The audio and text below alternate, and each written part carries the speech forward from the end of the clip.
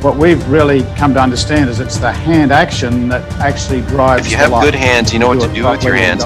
So much works back into the body, and the golfer they're empowered when they know how to use their hands properly. Gentlemen? That just reminded me that how powerful and how effective that concept of throwing A to B is.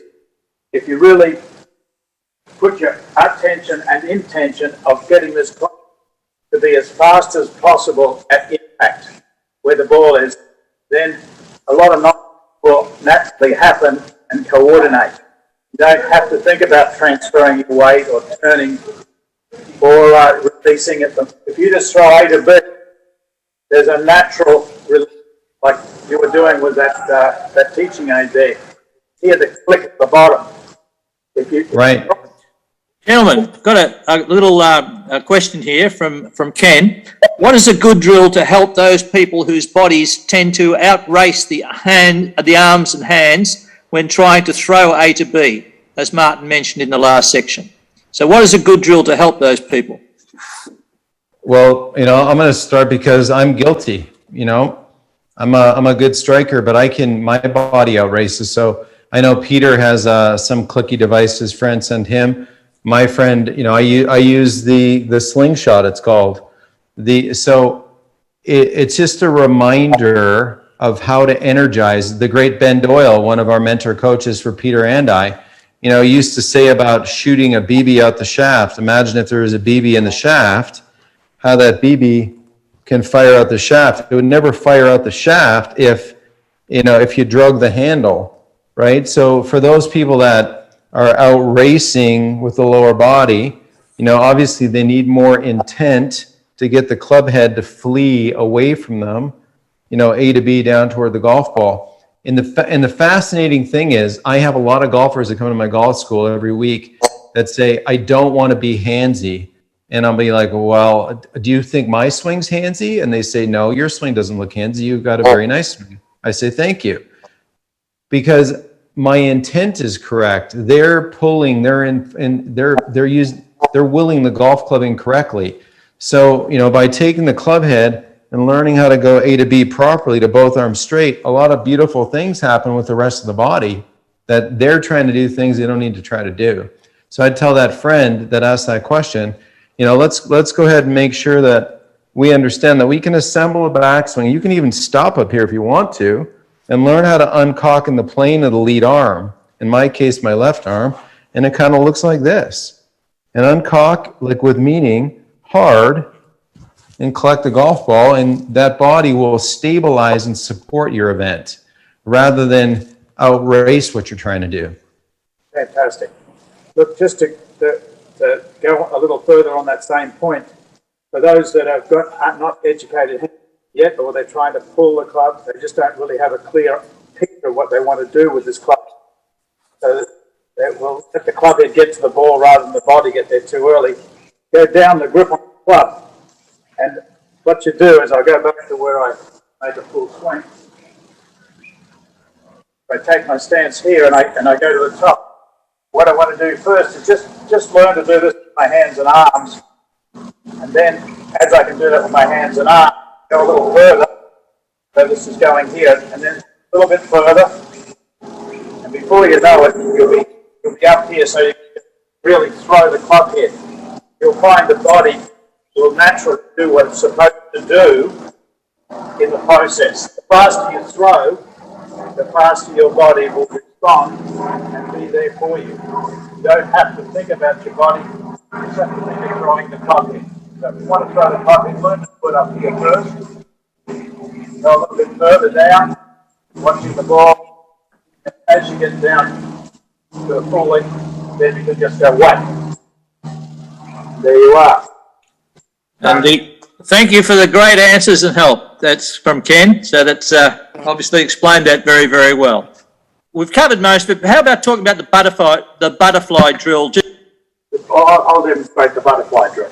So basically here, if I push my hands together, push them down, all of a sudden, by doing this action, my arms come together so loosen, they'll be connected. So then I push the left hand against the slightly resisting right hand, my hands and arms will stay in front of my body.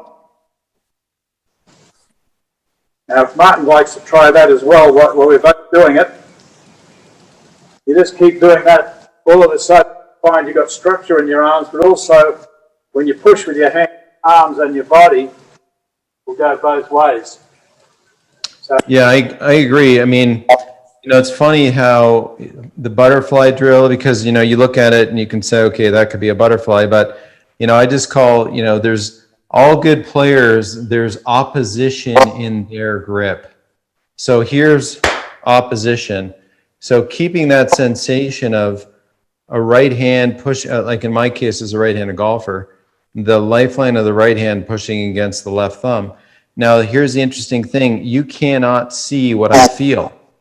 So as I'm pushing against I'm still pushing, and you can see how most people like to retract, they withdraw, they separate their hands in their backswing. High-level players will have that butterfly opposition, and they'll keep that opposition, which keeps structure in their arms and makes it rather easy to go A to B, because if you have this disassociation, now you really can't get the club head to go A to B with much efficiency. excellent. I really, what you did there with the left hand holding and the like acting as a support and resisting. If you take the right hand and you put a left, say a forefinger there, you do the same thing with the left hand, you'll discover how important it is. You don't pulling with your left hand and get the chicken wing on the follow through. Keep pushing there, it'll help that whole extension thing with it.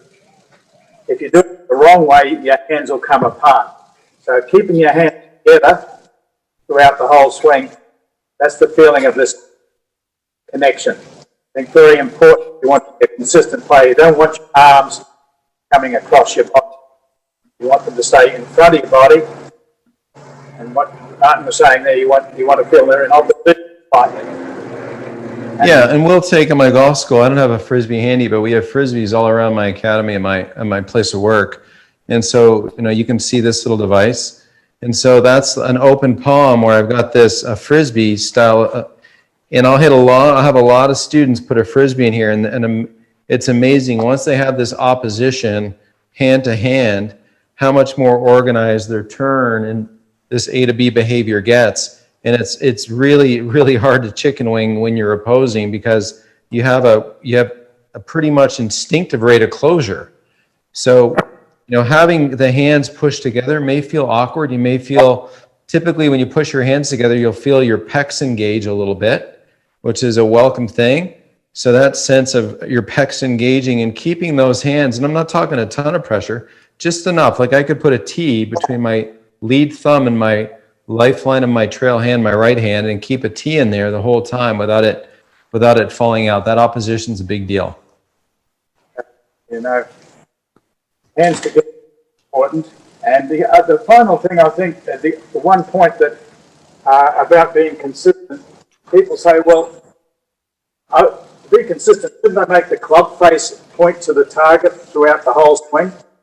So this idea of having the club face open and closed, providing you're turning in the barrel and you're not swaying, it's just like a door opens and closes, it'll come back square. You don't have to try to square it. The natural swing will have, if you've got a good grip and stance and you pivot well, the club will square itself through the bottom. So you want to allow the club face to open and close. And what Martin was just highlighting there is when you put the hands together, especially if you have something between and you've got one hand off, that there's a naturalness of a constant rate of closure. You don't have to worry about controlling or timing that club face. So I think this push idea together certainly helps it become a lot more consistent. Now, I don't know the gentleman's name. I believe it was Dennis. I saw his name pop up. And so tension to me, this is a pet peeve of mine, like leaving trash outside. Pet peeve of mine is people that don't know how to get the club in their hands and waggle it. Okay, well, waggle to me is an important thing that precedes a good strike. Too many golfers set the club on the ground, and then from there they've got to squeeze the handle and ultimately what I say grab and go, and I don't like grab and goes. I like people that pretend like they're Tiger 2000. Why Tiger 2000? Because he won the US Open by 15 shots in the year 2000. And he walked up to every shot with his club pre-gripped in his left hand, paired his right hand to the club, set it, tapped the grass for a moment. And now notice, my club is nowhere near the golf ball. It's in waggle mode, and my pressure's in my feet. And then from there, I can tap the ground, and then I can have my little Kickstarter that helps me be appropriately tense. Not over tense, and certainly not in a place where I have to grab the club and go. So please, please, please get used to getting the hands and get the club off the ground. Waggle it to relieve yourself of tension, but more importantly, feel the weight of the club head in those hands and your feet against the ground. Calm yourself, push and go, and you'll do way better. That's my parting shot. Peter, what do you want to add? That's fantastic. I find a lot of people get to think too much over the golf shot, and I like to recommend that they have a little bit of a rhythm beforehand by saying a couple of things. So I like to say what I do. If I'm going to hit a golf shot, and just a little drill you can say to yourself, waggle, and that's keeping the club in your hands. Waggle, waggle, waggle. Then you tap, tap, tap, tap.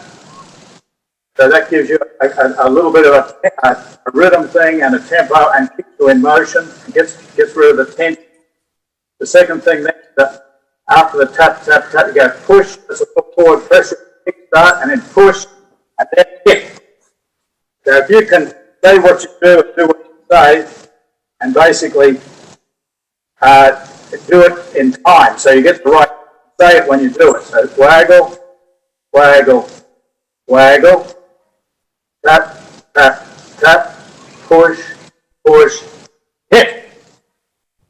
I missed. But I love it. Your idea is to hit the ball. So you say hit and hit. So just try that as a little mantra. It'll tend to stop you thinking about too many things, and it'll help your rhythm. And it'll, what Martin says there, it'll keep you in motion, and you get a feel for the club head, and you get rid of that excess tension that comes when you get to think too much.